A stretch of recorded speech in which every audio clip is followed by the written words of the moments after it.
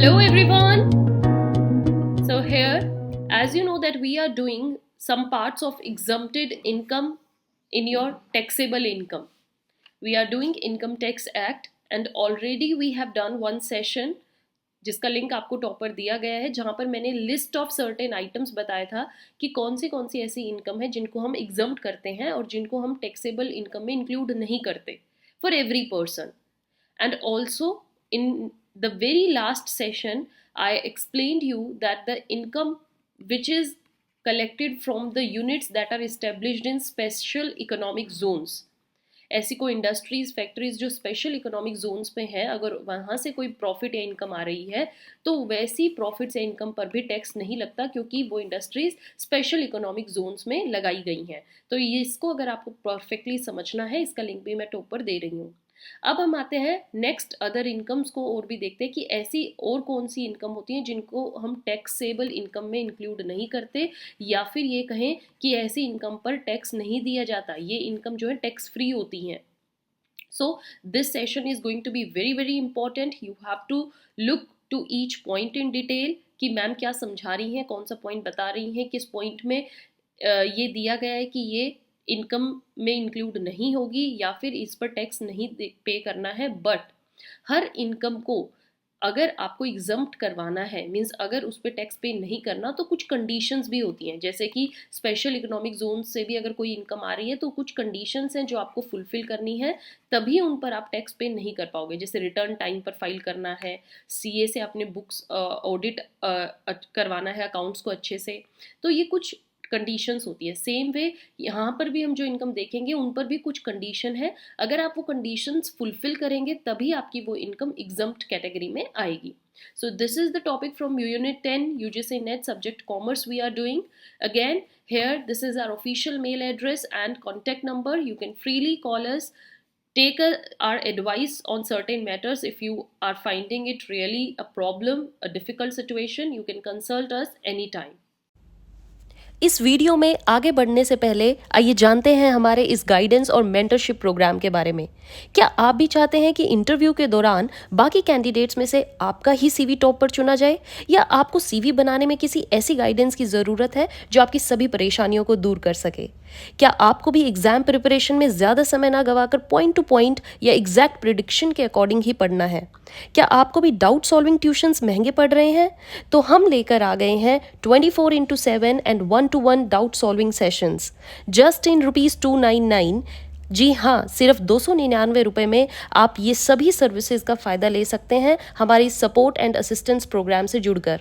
तो अपने future goals को देखते हुए जल्दी से फ़ोन उठाइए और व्हाट्सएप कीजिए नीचे दिए गए नंबर पर.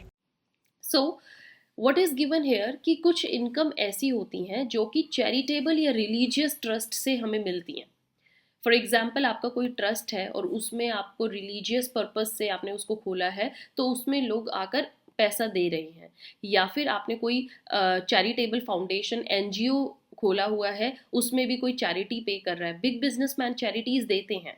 सो ऐसी चैरिटीज जब आप किसी को दे रहे हो, वो टैक्सेबल इनकम से उस पर टैक्स नहीं पे करना है. ऐसी इनकम जो आपको चैरिटी या रिलीजियस ट्रस्ट से मिल रही है, उनसे अगर कोई इनकम आप गेन कर रहे हो तो वहां पर वो इनकम एग्जम्प्टेड फ्रॉम टैक्स होगी. And this is mention in section 11 of income tax act, जो कि अभी हम कंप्लीट कर रहे हैं. बट इसको भी पूरा होने के लिए कुछ कंडीशंस होनी ज़रूरी है. Let's look out these conditions. So income अगर आपको सेक्शन 11 के अंडर एग्जम्प्ट करवानी है, मीन्स इनकम जो कि चैरिटेबल या रिलीजियस ट्रस्ट से आ रही है, तो उसके लिए what are those conditions that need to be fulfilled. Firstly, that income from the property held under trust wholly for charitable or religious purpose. जो इनकम आपकी ट्रस्ट से आई है वो ट्रस्ट फुली चैरिटेबल या रिलीजियस पर्पस से खोला गया हो, और जो वो इनकम है वो उसी से ही आई हो, not from other purpose. Means charitable या रिलीजियस पर्पस से ही वो इनकम गेन करी हो, तभी वो एक्सक्लूड होगी. Next condition, income from the property held under trust. Means ऐसी प्रॉपर्टी जो कि ट्रस्ट के अंडर है, जहां पर which is applied in part only for charitable और रिलीजियस पर्पस, जो जिसका कुछ पार्ट आपने चैरिटी या रिलीजियस पर्पस के लिए लगाया है, तो वो इनकम भी एग्जम्प्ट होगी. Next, income from property which is held under trust which is applied for charitable purpose outside India.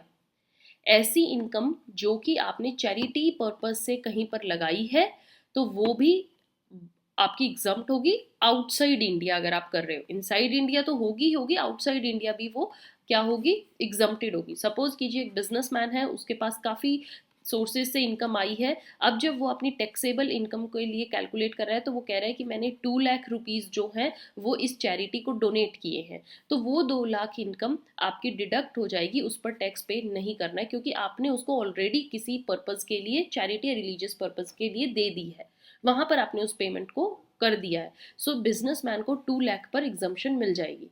समझ आई चीज़ क्या है ये? तो ये एक पर्सन की इनकम पर छूट मिलती है जब वो अपनी इस इनकम को किसी रिलीजियस या चैरिटेबल पर्पज में लगाता है या उस ट्रस्ट या उस प्रॉपर्टी को देता है अपनी इनकम को। I hope you are understanding. या फिर voluntary contribution forming a part of corpus, means ऐसी कोई प्रोजेक्ट या फिर एक ग्रुप बना हो जहां पर आपको कंट्रीब्यूट करना है फॉर दिस पर्पस और आप वहां पर वॉलंटरी कंट्रीब्यूट करने गए हो तो वहां पर भी आपको एग्जम्पशन मिलेगी। So this was all about section 11 where income of charitable and religious trust is exempted. Moving ahead, और किन किन इनकम पर छूट मिलती है? इनकम ऑफ पॉलिटिकल पार्टीज, है ना, पॉलिटिकल पार्टीज हैं, we have so many parties in India. So political parties को अगर कहीं से इनकम मिली है तो उस इनकम पर भी छूट है, बट उस इनकम पर छूट देने के लिए, उस इनकम को एग्जम्प्ट करवाने के लिए अगर आपको उसको टैक्स नहीं पे करना है तो उसके लिए भी क्या क्या कंडीशंस है, let's look out. Income which is chargeable under the head income from house property. Okay, political parties की जो इनकम है, अगर वो इनकम एक ऐसे सोर्स से आ रही है जैसे फ्रॉम हाउस प्रॉपर्टी, तो वो इनकम क्या होगी, chargeable. Income chargeable under the head income from other sources से भी। Any income by way of voluntary contribution from any person. देखिए, here now we are looking at the income of political parties. यहाँ पर हम ये नहीं देख रहे कि उनको किस किस को एग्जम्पशन मिलेगी। Let's first look out the total income. तो पॉलिटिकल पार्टीज की टोटल इनकम क्या क्या हो सकती है? हाउस प्रॉपर्टी से आ रही हो, अदर सोर्सेज से आ रही हो, या किसी पर्सन ने वॉलंटरी पार्टी को कंट्रीब्यूट किया हो, या फिर कैपिटल गेन्स आ रहे हो। तो ये एक पॉलिटिकल पार्टी की क्या होती है, पूरी की पूरी इनकम। अब हम पढ़ते हैं कि इस इनकम में कैसी कैसी इनकम पर छूट मिल सकती है। The exemption of the above income shall be available only. ऐसी इनकम्स पर छूट तभी मिलेगी अगर आपकी ये कंडीशंस हैं तो। Let's look out these condition. First, political party keeps and maintains such book of accounts and other documents as will enable the assessing officer to assess the property, its income. सबसे पहली ज़रूरी बात है कि political parties को अपने book of accounts maintain करने होंगे। अगर उन्होंने बुक ऑफ अकाउंट्स मेंटेन नहीं करे हैं आई एम सॉरी या फिर जो भी नेसेसरी डॉक्यूमेंट्स हैं वो उनके पास नहीं है, तो असेसिंग ऑफिसर जब उनकी इनकम को असेस कर रहे होंगे, चेक कर रहे होंगे, और उनको ये डिफॉल्ट्स नज़र आए तो वो इस इनकम को एग्जम्प्ट कैटेगरी में नहीं डालेंगे और उस पर टैक्स लगा देंगे। तो पॉलिटिकल पार्टी को ये करना ज़रूरी है। अगर उनकी इन सोर्सेज से पैसा आ रहा है तो पहले आपको बुक ऑफ अकाउंट्स मेंटेन करनी है और अपने सारे डॉक्यूमेंट्स रेडी रखने हैं। Next, where